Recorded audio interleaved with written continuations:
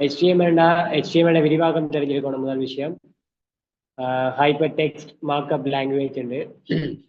இப்போ இது வந்து நாங்கள் ஒரு வலைத்தளத்தை உருவாக்குறதுக்கான வலைத்தளத்தை உருவாக்குறதுக்கு நாங்கள் பயன்படுத்துகிற ஒரு மொழிதான் இந்த HTML என்ற விஷயம்.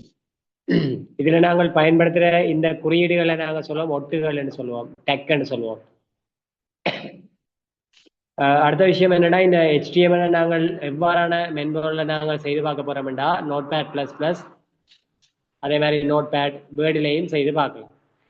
அப்போ ஃபர்ஸ்ட்டுக்கு நாங்கள் நோட்பேடில் செஞ்சு பார்க்குறோம்டா முதல் நோட்பேடுக்குரிய மென்பொருளை நாங்கள் ஓப்பன் பண்ணி போட்டு நாங்கள் முதலாவதாக செய்ய வேண்டிய செயல்முறை என்னென்னா, அதை வந்து கோப்பு நீட்சியோட சேமிக்கிற விஷயம். அப்போ ஃபர்ஸ்ட்டுக்கு நாங்கள் என்ன செய்யணும்டா, அதை என்ன செய்யணும், ஒரு பேரை கொடுத்து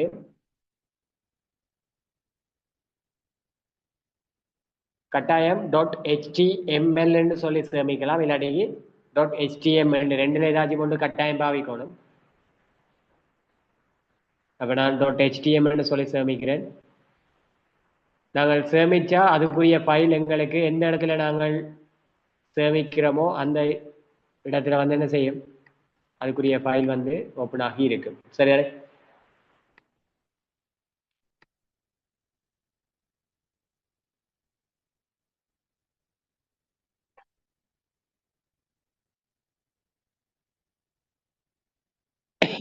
ஓகே.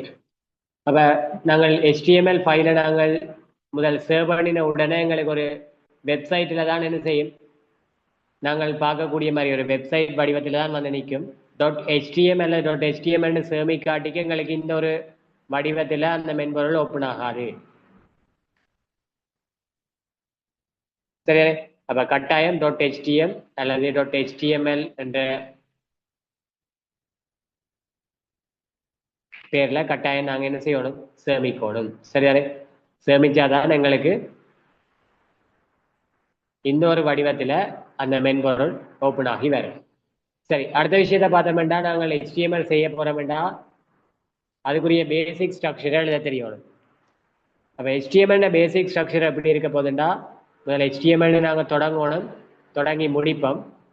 அதுக்கு பிறகு எங்களோட உடல் பகுதி மாதிரி முதல் தலை இன்னொரு ஹெட்னு ஒரு பகுதி இருக்கும், பிறகு பொடி இன்னொரு பாட்டு இருக்கு. அப்போ நாங்கள் ஃபர்ஸ்ட்டுக்கு செய்ய வேண்டிய விஷயம் என்னன்னா,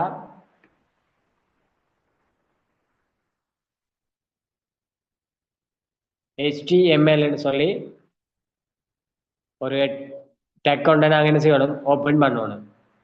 அதே நேரம் கடைசியாக அந்த டெக்கை முடிக்கணும். முடிக்கிறதுக்கு நாங்கள் பயன்படுத்துகிற அந்த சாய்ந்த கோடை பார்க்கணும். ஏன்னா 3 விதமான கோடுகள் இருக்கும். இப்படியும் ஒரு கோடு இருக்கு, இந்த வடிவத்தில் ஒரு கோடு இருக்கு, இந்த வடிவத்தில் ஒரு கோடு இருக்கு. அப்போ நாங்கள் பயன்படுத்துறது வந்து இந்த ஒரு சாய்ந்த ஒரு கோடை தான் நாங்கள் என்ன செய்யணும், கட்டாயம் பயன்படுத்துவோம். அடுத்த விஷயம், HTML-க்குள்ள நாங்கள் முதலாவதாக வர விஷயம் ஹெட்ன்ற பகுதி. அப்போ ஹெட்ன்னு நாங்கள் தொடங்கி ஹெட்ன்னு சொல்லி என்ன செய்வோம், அந்த டேக்கை முடிக்கணும்.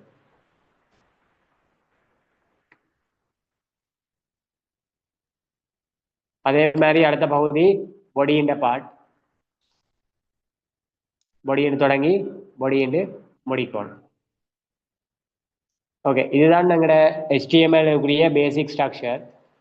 அதாவது வந்து இந்த எங்களோட ஒரு இணைய பக்கம் ஒன்று எடுத்துக்கொண்டோம்டா, இந்த பிளாக் கலர்ல இருக்கிற இந்த பகுதி நாங்கள் சொல்லுவோம் ஹெட்ன்ற பகுதியாகவும், இந்த வெள்ளை கலர்ல இருக்கிற இந்த பெரிய பகுதி வந்து பொடியின் பாட்டாகவும் இருக்க போகுது. அதாவது வந்து நாங்கள் இந்த ஹெட்டுக்குள்ள கொடுக்குற விஷயங்கள் வந்து இந்த பிளாக் கலர் பாட்டுக்குரிய விஷயமும், பொடியில் நாங்கள் கொடுக்குற விஷயங்கள் இந்த வெள்ளை கலர் பாட்டில் வர விஷயங்கள் எல்லாம் இருக்கு.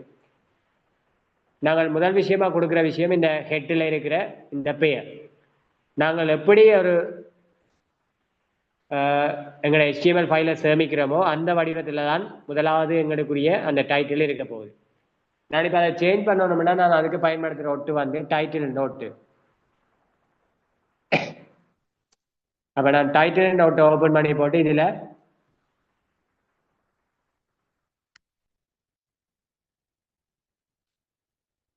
டைட்டிலை முடிக்கிறேன்டா,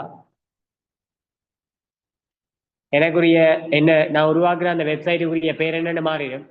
நான் இந்த 2 இடைவெளிக்குள்ள என்ன கொடுக்குறேனோ அந்த பேருக்கு மாறிடும். நான் இதுல வெப்ஸ்ன்னு கொடுத்தேன்டா எனக்கு என்ன நடக்கும்? இங்கேயும் அந்த எஸ் சேரும். அப்ப நான் கொண்டு கவனிக்கணும், இந்த ரெண்டு ஒட்டுக்கும் இடையில கொடுக்குற விஷயம்தான் எங்களுக்கு வெளியீடுல வர விஷயம். சரியா? அப்ப எங்களுக்கு முதல் கட்டமாக ஹெட்டுக்குள்ள வாரது இந்த டைட்டில் என்ற விஷயம் ஞாபகம் இருந்தா சரி. அடுத்தது நாங்கள் பொடி பாட்டுக்குள்ள வர ஒவ்வொரு விஷயத்தையும் பார்த்தோம்டா, ஒரு வெப்சைட்னு எடுத்தோம்டா அதுல என்ன இருக்க போகுது? முதலாவது இதுல நாங்கள் ஒரு ஹெடிங் ஒன்று போட்டு வச்சிருப்போம், ஒரு பெரிய ஹெடிங் ஒன்று போடுவோம்.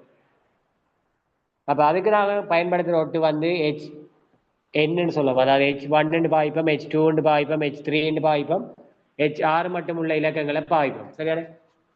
அதே மாதிரி H1 நான் கொடுக்குறேன் ஹலோன்னு சொல்லி, இப்ப அந்த H1 ஒட்டை என்ன செய்யறேன்? முடிச்சு கொள்றேன். அதே போல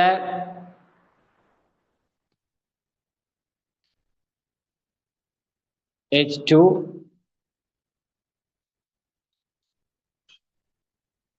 H3,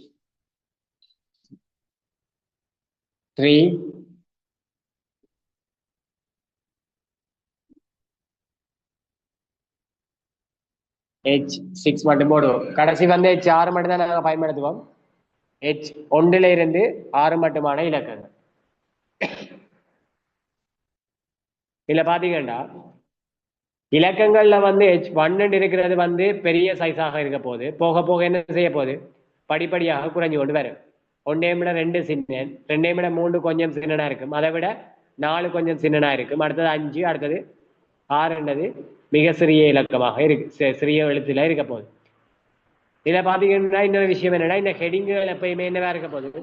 ஒரு தடிச்ச எழுத்துக்களை கொண்டு இருக்க போகுது. சரியான?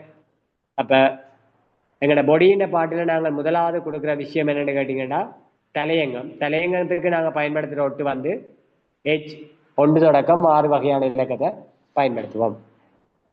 அடுத்தது இந்த ஹெடிங்கு கீழே நாங்கள் என்ன செய்ய போறோம்? ஒவ்வொரு பந்திகளை அமைக்க போறோம்டா அதுக்கு பயன்படுத்துகிற ஒட்டு வந்து பி என்ற ஒட்டு. பி என்றா பேராகிராஃப் என்ற விஷயம். அப்ப இதுக்குள்ள நான் ஒரு விஷயத்த கொடுக்குறேன்டா,